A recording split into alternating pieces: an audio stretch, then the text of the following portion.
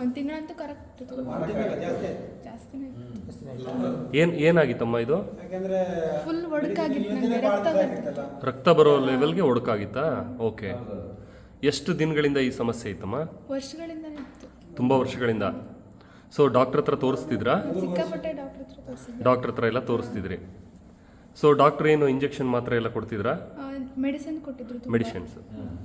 So ಅದು ತೊಗೊಂಡ್ರೆ cure ಆಗಲಿಲ್ಲ? ಇಲ್ಲ. ಮತ್ತೆ ಹೇಗೆ ಕ್ಯೂರ್ ಆಯ್ತಿದು? ಅದು ಕ್ಯೂರ್ ಸೆಲ್ ಅಂತ ಪ್ರಾಡಕ್ಟ್ ತಗೊಂಡೆ, ಅದರಿಂದ ಕ್ಯೂರ್ ಸೆಲ್ ಪ್ರಾಡಕ್ಟ್ ತೊಗೊಂಡ್ಮೇಲೆ ಸೊ ಈಗ ಇದು ಕಾಲು ಸರಿ ವಾಸಿಯಾಗಿದೆ. ಈಗ ಏನು ರಕ್ತ ಆ ಥರದ್ದೇನು ಬರ್ತಾ ಇಲ್ಲಮ್ಮ? ಅಂದರೆ ಈ ಕಾಲು ತೋರಿಸಮ್ಮ. ಸೊ ಇದು ಕೂಡ ಹಾಗೆ ಆಗಿತ್ತಾ? ಓಕೆ. ಈಗ ಕ್ಯೂರ್ ಸೆಲ್ ತೊಗೊಂಡ್ಮೇಲೆ ನಾರ್ಮಲ್ ಆಗಿದೆ. ಓಕೆ.